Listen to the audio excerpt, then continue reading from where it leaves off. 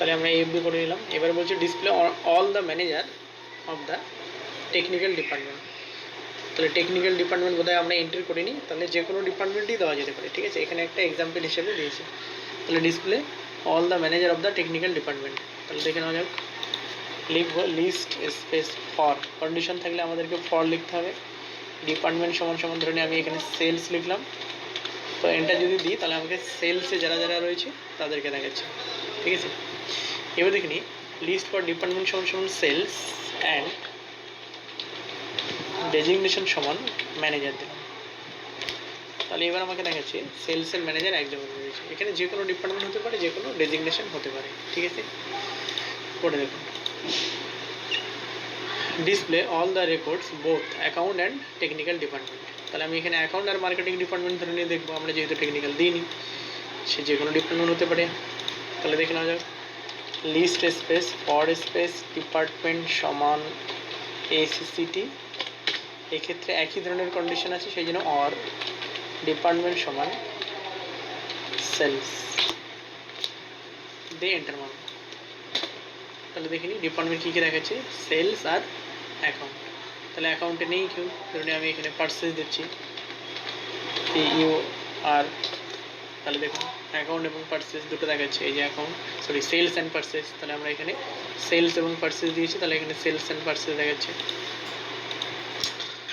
পরে দেখে নিই লিস্ট দ্য নেম, লিস্ট মানে নেমের লিস্টে দেখাবে, ডিপার্টমেন্ট দেখাবে, জয়েনিং ডেট দেখাবে, যাদের ডেট অফ জয়েনিং এরপরে 15/5/98। তো আমি এখানে যে কোনো একটা ডেট দিয়ে দেবো, ঠিক আছে।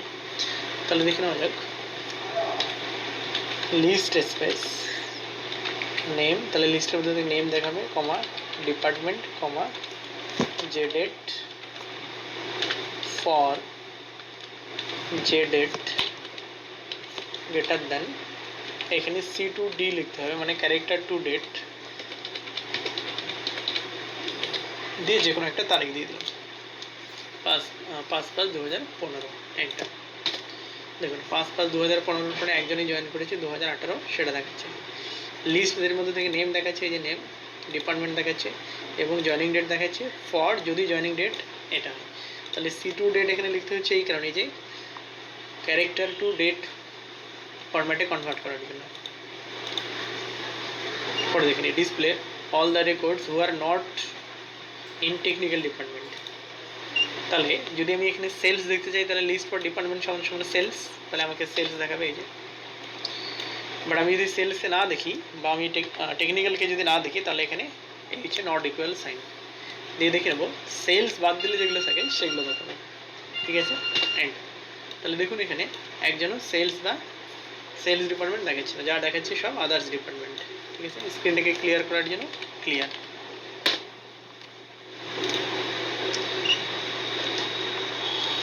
নেক্সট এবার বলছে যে আমরা আরও দুটো রো ইনসার্ট করব, মানে রো নয়, ইনসার্ট টু নিউ ফিল্ডস, মানে দুটো নতুন আমরা ফিল্ড ইনসার্ট করবো। একটা নাম হবে এইচআরএ এবং একটা টোটাল বিফোর জয়েনিং ডেট, তাহলে জয়েনিং ডেটের আগে। তো অ্যান্সার হচ্ছে মডিফাই এটা স্ট্রাকচার। তাহলে মডিফাই স্পেস স্ট্রাকচার দিয়ে এন্টার। তার আগে আমি একবার ড্রাউ করে দেখাচ্ছি। এই হচ্ছে টোটাল 1 2 3 4 5। তাহলে জয়েনিং ডেটের আগে আমাকে আরও দুটো নতুন ফিল্ড ইনসার্ট করতে হবে, তার জন্য আমরা লিখব মোডি স্পেস স্ট্রাকচার। তাহলে মডিফাই স্পেস স্ট্রাকচার লিখে এন্টার। কোথায় হবে না জয়েনিং ডেটের আগে, সেই জন্য জয়েনিং ডেটে ক্লিক করতে হবে এবং ইনসার্ট করতে হবে 1 2। দেখুন তাহলে ক্লিক জয়েনিং ডেট ইনসার্ট, ঠিক আছে। তাহলে ইনসার্টে করার পরে ফিল্ড নেম দিলাম HRA, type numeric, white 9 decimal 2, আবার জয়েনিং ডেটে ক্লিক করে ইনসার্ট, ঠিক আছে। তো আমি কী করেছি এখানে ডাইরেক্ট দুবার ইনসার্ট করে দিয়েছি, দুটো আসবে। এখানে এটাকে আমরা কেটে দিয়ে করব এইচআরএ নিউমেরিক, এখানে 8 2, আর পরেরটাতে লিখলাম কী রয়েছে, এই একটা হচ্ছে কি আচ্ছা টোটাল। তাহলে এইচআরএ আর টোটাল, এটাও নিউমেরিক 8 2, এটা দশমিক সংখ্যা দিয়ে ওকে করব, ইয়েস। এবার একবার ব্রাউজ করে দেখে নিই, জয়েনিং ডেটের আগে দুটো নতুন ফিল্ড দেখাচ্ছে। এবার আমরা এই দুটো ফিল্ড ক্যালকুলেশন করবো, ঠিক গতদিনে যেমনটা করেছিলাম। তাহলে ক্যালকুলেট দা এইচআরএ বার করবো বেসিকের 5%, আমি এটাকে 15% করে দিলাম, ঠিক আছে। তাহলে বেসিকের 15% আমরা এই সেরে ক্যালকুলেট করব, ঠিক আছে। তাহলে দেখে নেওয়া যাক। লিখতে হচ্ছে রিপ্লেস অল এই সেরে উইথ বেসিক ইন্টু 15%। মনে রাখতে হবে এখানে পার্সেন্টেজ সাইন দিলে হবে না, ডিভাইড বাই 100 করতে হবে। কোনো ডেটাবেসেই পার্সেন্টেজ সাইন নেবে না, এক্ষেত্রেও visual Fox pro database file এখানেও নেবে না। তাহলে ডিভাইড 100 করতে হবে, এন্টার। এন্টার দিলে পরে এই স্যারের ঘরে লক্ষ্য করবেন এখানে ক্যালকুলেশন যদি ঠিক থাকে তাহলে অ্যান্সার চলে আসবে, ঠিক আছে। তাহলে দেখুন 12,000 টাকার 15% 1800। এবারে আমরা টোটাল করব, ঠিক একই প্রসেস। তাহলে দেখিনি ক্যালকুলেট দ্য টোটাল হবে এখানে,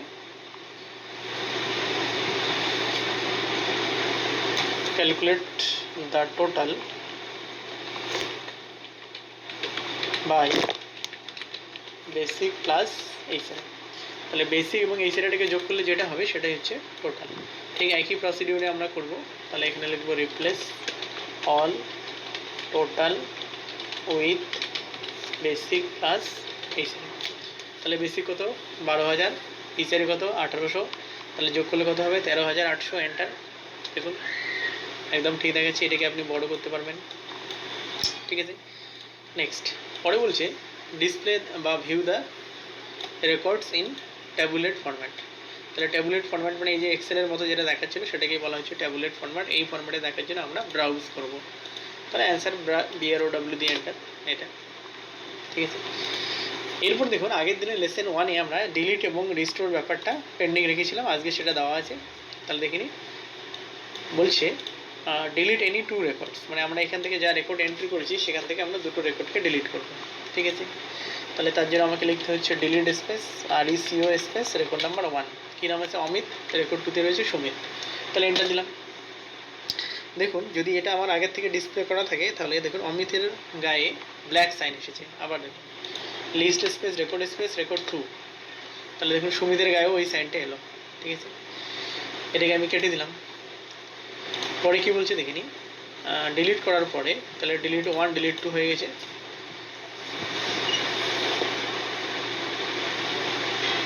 আচ্ছা এইটা আগে আমরা করব লিস্ট দ্য ডিলিট রেকর্ড, মানে ডিলিট রেকর্ডটা এবার আমরা চেক করব, ঠিক আছে। এটা উপরে হবে অ্যাকচুয়ালি। তাহলে ডিলিট করার পরে আমরা প্রথমে এখানে লিস্ট করব, মানে দেখে নেব। তাহলে এটা 3 নম্বর হবে। তাহলে লিস্ট দ্য ডিলিট রেকর্ড। তাহলে ডিলিট রেকর্ডটাকে দেখার জন্য আমরা ব্রাউজ করতে পারি, যেটা অলরেডি করেছি একবার। এটা এই যে 2টো দেখাচ্ছে ব্ল্যাক, নতুবা আমি এখানে লিস্ট করতে পারি, এন্টার। দেখুন 2টো রেকর্ডের গায়ে স্টার সাইন দেখাচ্ছে। নতুবা আমি এখানে করতে পারি এরকম list space for space delete, এই অ্যান্সারটাই ওখানে দেওয়া আছে। তাহলে লিস্ট ফর ডিলিট দিয়ে ব্র্যাকেট শুরু শেষ করে এন্টার। দেখুন এই 2টো রেকর্ডেই শুধুমাত্র দেখাচ্ছে যেটাকে আমরা ডিলিট করতে চেয়েছিলাম, ঠিক আছে। তাহলে লিস্ট ফর ডিলিট দিয়ে এন্টার। আচ্ছা এবার যদি আমরা এখান থেকে কোনো রেকর্ডকে রিকভারি করতে চাই তাহলে সেটাও করা যাবে। আমি পরের নাম্বারে অ্যাড করে দিলাম 4 রিকভারি এনি 1 রেকর্ড। যদি কোনো রেকর্ডকে রিকভারি করতে হয় তাহলে অ্যান্সার লিখতে হচ্ছে রেকর্ড নাম্বার, ঠিক আছে।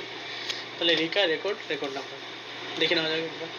তাহলে রিকভারি রেকর্ড নাম্বার 1, তার মানে অমিতকে আমি রিকভারি করতে চাইছি।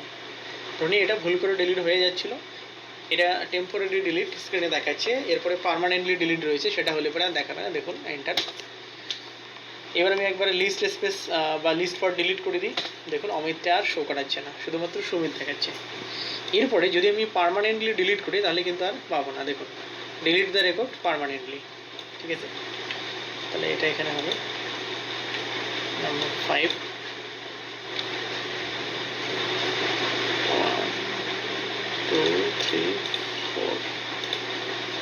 তাহলে ডিলিট দ্য রেকর্ড পার্মানেন্টলি, যদি আমরা পার্মানেন্টলি ডিলিট করতে যাই তাহলে লিখবো প্যাক। তাহলে দেখে নেওয়া যাবে একবার PACK। এটা কিন্তু পরীক্ষায় থাকে MCQতে, যে এই স্টার দেওয়া রেকর্ডগুলোকে আমরা ডিলিট করতে চাইলে কি কমান্ড ইউজ করি। তাহলে PACK প্যাক, এন্টার। তো ব্যাস ডিলিট হয়ে গেল। এবার দেখে নেওয়া যাক যে আমি লিস্ট করছি। দেখুন 1 2 3 4 দেখাচ্ছে রেকর্ড নাম্বার, আর অমিতের পরে সুমিত ছিল সেটা কিন্তু দেখাচ্ছে না। আবার দেখুন ব্রাউজ করে সুমিতকে দেখাচ্ছে না। এবার যদি আমি এখানে নতুন কিছু রেকর্ড অ্যাড করতে চাই সেটা কিন্তু করতে পারবো আমরা। তাহলে এটা নাম্বার 5 হবে, অ্যাড টু মোর রেকর্ডস। তাহলে যদি আমরা কোনো রেকর্ডকে অ্যাড করতে চাই তাহলে কী করতে হবে না, অ্যাপেন্ড দিয়ে এন্টার মারতে হবে, ঠিক আছে। তাহলে এখানে আমরা APPE করে এন্টার দেবো। তো এই যে আগের রেকর্ডগুলো দেখতে পাচ্ছি। এবার আমরা নিচের দিকে যাব। ধরুন এখানে লিখলাম নিশা, ডিপার্টমেন্ট MKT, মার্কেটিংয়ের ম্যানেজার, বেসিক ধরুন 15,000। এই স্যারে এই দুটো অটোমেটিক্যালি আসবে। জয়েনিং ডেটটা দিলাম, ঠিক আছে, অ্যাকসেপ্ট।